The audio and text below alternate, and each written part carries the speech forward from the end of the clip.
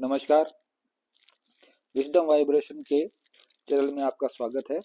आज हम एक नई श्रृंखला स्टार्ट करने जा रहे हैं जिसमें हम बात करेंगे एडिटोरियल डिस्कशन पर, जो कि आरएस और यूपीएससी के लिए बहुत ही उपयोगी साबित होगा।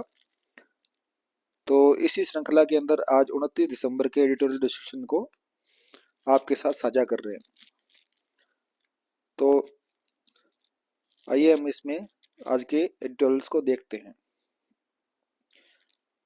द हिंदू और इंडियन एक्सप्रेस न्यूज़पेपर से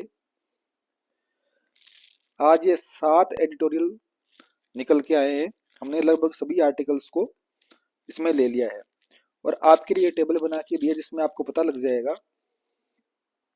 और इसमें एक बेनिफिट और है, इन एडिटोरियल्स को आपको हिंदी में रूपांतरण करके दे दिया है और इसके मुख्य मुख्य बिंदु आपके साथ हम डिस्कस कर लेंगे। कौन सा आर्टिकल यूपीएससी के किस पेपर के साथ में और आरएएस के किस पेपर के साथ में अटैच होता है, ये इसकी मैंने आपको टेबल बना के दे दी है। ठीक है, तो हम चलते हैं हमारे पहले आर्टिकल के ऊपर। ये आर्टिकल है जिसका जो शीर्षक है वो है खोया हुआ संदेश, the lost message. The lost message ये हिंदू का आर्टिकल है। इसके अंदर देखिए, नरेंद्र मोदी जी प्रधानमंत्री ने 25 दिसंबर को दिल्ली के एक चर्च के अंदर प्रार्थना सभा में भाग लिया। उन्होंने ये प्रतीकात्मक रूप में दिखाने का प्रयास किया और अल्पसंख्यक समुदाय को आश्वासन दिया कि वो सब कुछ ठीक है। लेकिन इस प्रतीक का क्या महत्व है? देखिए, वो समन्वयवादी प्रकृति को बताना चाहते हैं कि भारतीय राष्ट्रवाद की समन्वयवादी प्रकृति है। समन्वयवाद क्या होता है, इसको देखने के लिए आप यहाँ पर मैंने अलग से इसके परिभाषा दे दी। तो समन्वयवाद भारत की भारतीय संस्कृति की बहुत ही एक प्रमुख विशेषता रही है। ये साथ ही इस बात का संकेत भी करती है कि आरएसएस की विचारधारा में नरमी और सहिष्णुता की ओर एक कदम बढ़ाया जा सकता है। अब देखिए, इसमें एक महत्वपूर्ण शर्त क्या है कि अगर पीएम मोदी वास्तव में सहिष्णुता का संदेश देना चाहते हैं तो उन्हें और अधिक मजबूती और स्पष्टता से देना होगा ताकि राज्य सरकारें और पुलिस बल भी इसको सुने। अब देखिए, इसमें बोला जा रहा है खोया हुआ संदेश, लॉस्ट मैसेज। ऐसा क्यों बोला जा रहा है? इसका कारण देखते हैं। इसका कारण ये है, जो लगातार हिंसाएं हो रही है, जो ईसाई पूजा स्थल है उन पर बार बार हिंसा हो रही है। असम में, केरल, उत्तर प्रदेश, छत्तीसगढ़, दिल्ली, उड़ीसा आदि सभी राज्यों में हमने हिंसा की खबरें देखी है और धर्मांतरण के झूठे आरोप लगाकर इस प्रकार की हिंसाएं की जाती है और पुलिस बल की निष्क्रियता इसको और ज्यादा बढ़ावा देती है। इवन पीएम मोदी के क्रिसमस के संदेश के बावजूद भी कोई सार्थक कार्रवाई नहीं हो पाई है। तो आप बताएं, ये खोखला प्रतीकवाद है या नहीं? तो इसका निष्कर्ष ये है कि अगर आप बहुलवाद का संदेश देना चाहते हैं, ठीक है, प्लूरलिज्म के पक्ष में हैं, तो खोखले प्रतीकवाद से कुछ नहीं होगा। इसके लिए आपको कानूनों को लागू करना पड़ेगा और अच्छे से स्पष्ट और अच्छा संदेश देना पड़ेगा और कार्रवाई करनी पड़ेगी। तो ये था प्रथम आर्टिकल और इसके ऊपर जो मुख्य परीक्षा के लिए एक संभावित प्रश्न बनाया है, यह प्रश्न आप देख सकते हैं, इसको आप अटेम्प्ट कर सकते हैं। इसको किस प्रकार से राइट करना है उसकी एक संरचना भी हमने बना के दी है कि आप किस प्रकार से भूमिका लिखेंगे, मुख्य भाग लिखेंगे, फिर निष्कर्ष में आप क्या बातें लेंगे। आप आराम से स्क्रीन को रोक सकते हैं, इसको क्वेश्चन को देख सकते हैं, स्क्रीनशॉट ले सकते हैं। अब हम चलते हैं हमारे दूसरे आर्टिकल पर। दूसरा आर्टिकल आज का है दिखावटी चुनाव या शैम इलेक्शन के नाम से आर्टिकल है। यह भी हिंदू का आर्टिकल है। देखिए, ये इंटरनेशनल रिलेशन से संबंधित है, जो कि आरएएस में पेपर 3 में है और यूपीएससी में पेपर 2 में जीएस 2 से संबंधित है। देखिए, ये जो आर्टिकल है ये म्यांमार में लोकतंत्र से संबंधित है। आपको पता है म्यांमार के अंदर जुंटा की सैन्य सरकार है और वहां पर अब वो 3 चरणीय चुनाव होने जा रहे हैं। ठीक है, और ये चुनाव कब हो रहे हैं? ये चुनाव तब हो रहे हैं जो लगभग 5 साल पहले लोकतांत्रिक रूप से चुनी हुई सरकार को जब इन्होंने उखाड़ फेंका था उसके बाद में। अब देखो इसमें मुद्दा क्या है? मुद्दा ये है कि जो जुंटा है वो देश की लगभग आधे आधे टाउनशिप को ही नियंत्रित करती है, और 65 क्षेत्रों में तो चुनाव ही नहीं हो रहा है। और दूसरा मुद्दा ये है कि इसमें कोई भी प्रमुख पार्टी यानी विपक्षी पार्टी, जिसमें आंग सान सू जो कि पहले की नेता थी, एनएलडी की नेता थी, उसकी उसकी पार्टी भी शामिल है, ये भी भाग नहीं ले रही है। यानी कोई भी विपक्ष पार्टी भाग नहीं ले रही है। सिर्फ एक विपक्षी दल है जो कि जुंटा समर्थित ही है, जिसका नाम है यूएसडीपी। ठीक है, अब देखो थोड़ा सा बैकग्राउंड देखते हैं। बैकग्राउंड में क्या है? जो जुंटा है उसको उसको जो सशस्त्र संगठन है ना, उनसे थोड़ी चुनौती का सामना करना पड़ रहा था। ठीक है, जैसे एनएलडी और पीडीएफ, ये सशस्त्र संगठन है जिनसे उनको थोड़ा सामना करना पड़ रहा था। और जो एक टीबीए यानी थ्री ब्रदरहुड अलायंस था, इसने चीनी सीमा पर महत्वपूर्ण क्षेत्रों पर अधिकार कर लिया। अब देखो यहाँ पर चीन की भूमिका भी आ जाती है। चीन की भूमिका क्या आ जाती है? देखो चीन ने क्या किया है। चीन अब अपनी जो प्रभाव है वो हिंद महासागर पे और अपने आर्थिक हितों को देखते हुए उसने क्या किया है, उसने टीबीए पर दबाव बनाया। जो टीबीए टीबीए जो दल है, थ्री बर्ड रोड लाइन्स, इस पर दबाव बनाया और जुंटा को नियंत्रण वापस देने के लिए दबाव डाला। इससे क्या हुआ? जुंटा को फिर से जो अपना खोया हुआ क्षेत्र है वो फिर से हासिल हो गया। अब देखो ये क्या करना चाह रहा है, क्यों करना चाह रहा है ऐसा जुंटा? देखो वो वैधता हासिल करना चाहता है। वो जुंटा चाहता है कि हमने सैन्य कार्रवाई कर ली, लोकतांत्रिक सरकार को हटा दिया, अब लोकतांत्रिक इलेक्शन का दिखावा करके और मैं वैधता हासिल करना चाहता हूं कि मैं वैध शासन कर रहा हूं। वैधता हासिल करने के लिए इस प्रकार का प्रयास किया जा रहा है। ठीक है, तो ये है शेम इलेक्शन के ऊपर आज का आर्टिकल, जो कि म्यांमार से संबंधित है। अब इसके ऊपर एक संभावित प्रश्न है और इसको आप देख लो, और उसी प्रकार की इसकी उत्तर संरचना भी हमने बना के दी है। इसके बाद में तीसरा आर्टिकल, ये भी हिंदू का है। ये अच्छा आर्टिकल है। ये हमारे शशि थरूर द्वारा लिखा गया है। तो शशि थरूर द्वारा लिखा गया आर्टिकल है, हिंदू में आया था।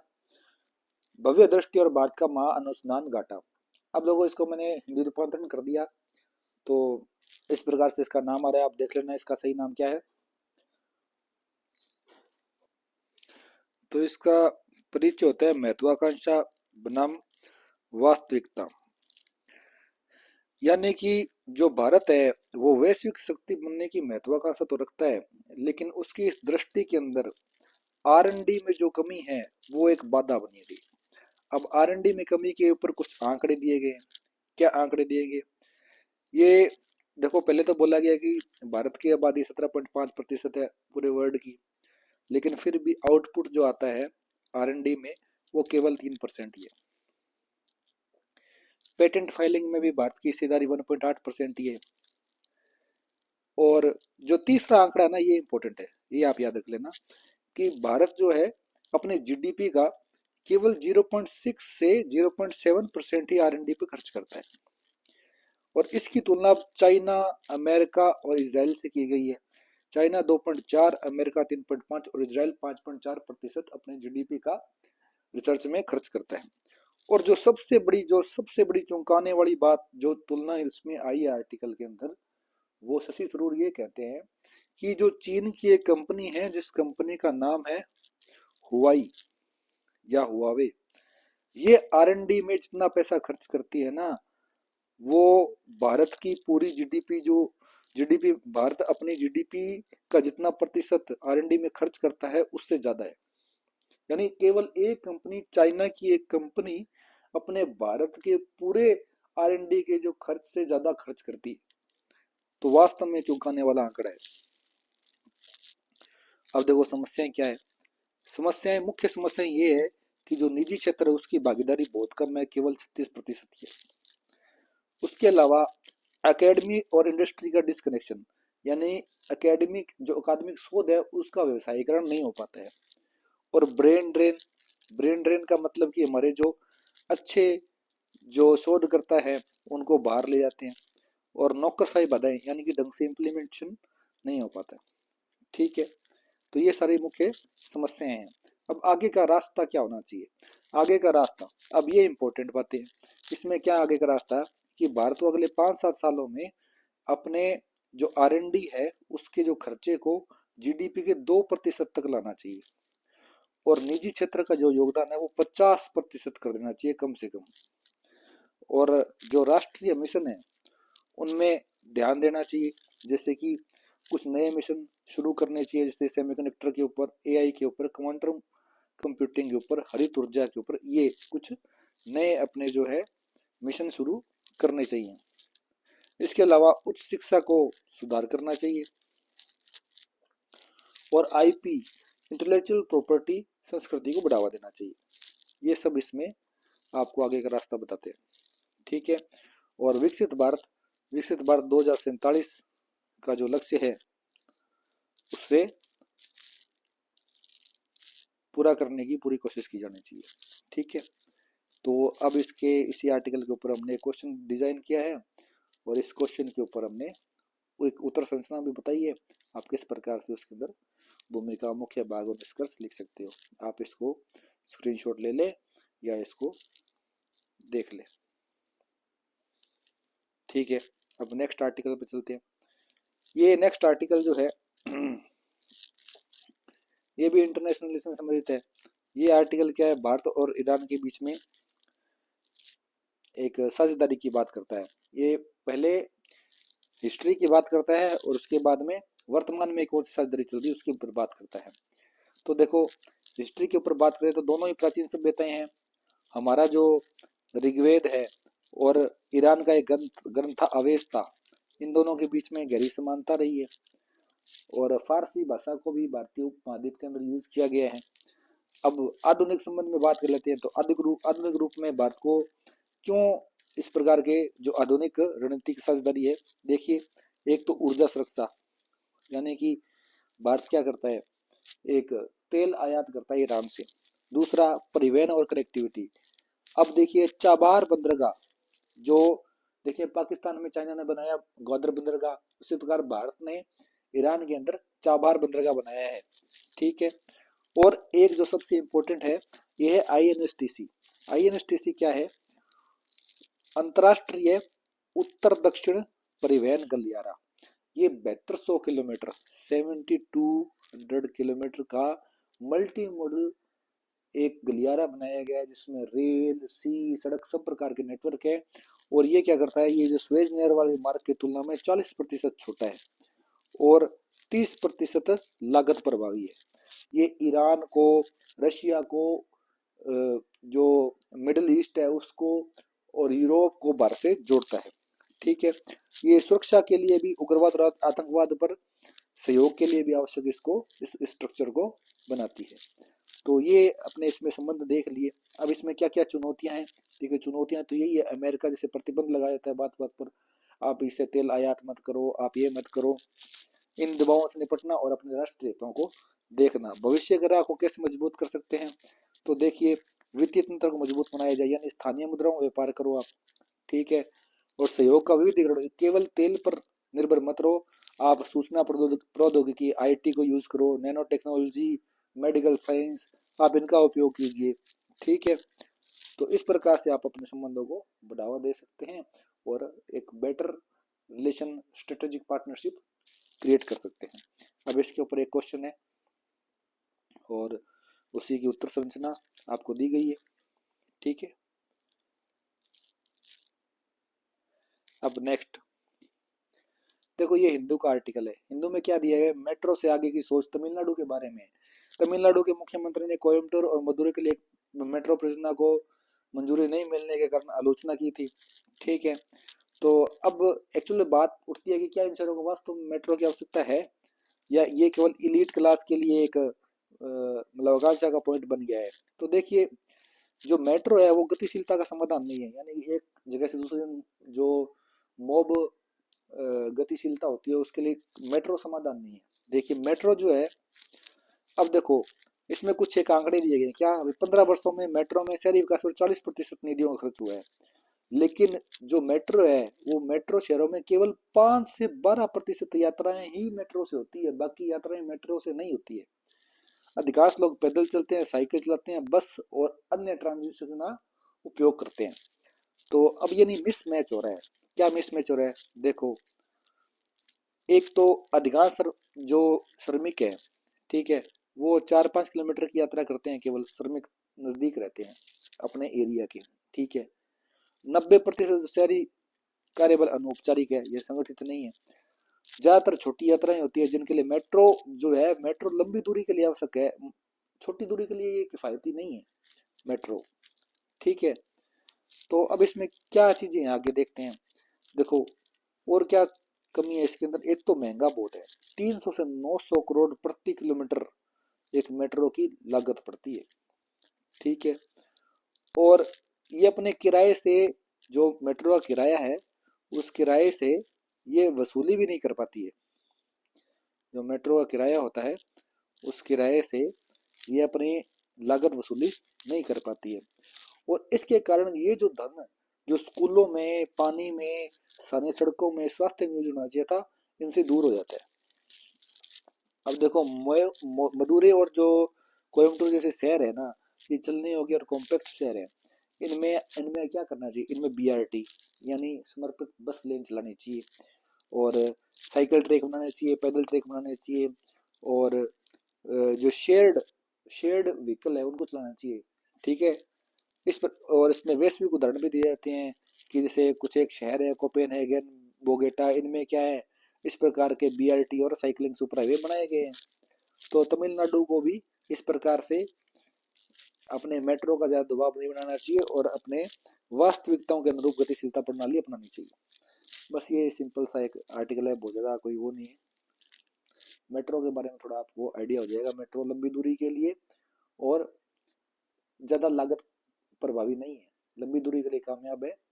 जैसे बाकी शहरों के लिए मेट्रो ज़्यादा इतनी अच्छी नहीं है। तो आप shared vehicle, BRT, cycle track, पैदल ट्रैक, इनका उपयोग कर सकते हैं।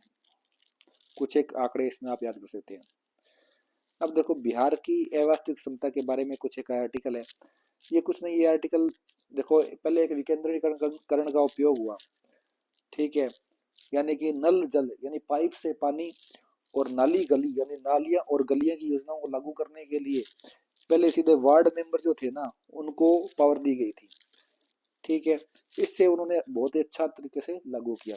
बाद में मई 2023 के अंदर क्या किया गया, एक नियम परिवर्तन कर लिया और ये पीएचडी को दे दिए। जब पीएचडी को दे दिए तो क्या हुआ, पानी के कनेक्शन का विस्तार रुक गया, वार्ड सदस्य से निराश हो गए और महिला जो सशक्तिकरण है वो भी नहीं हो पाया, और महिला अपने पतियों के प्रॉक्सी के रूप में काम करती रही।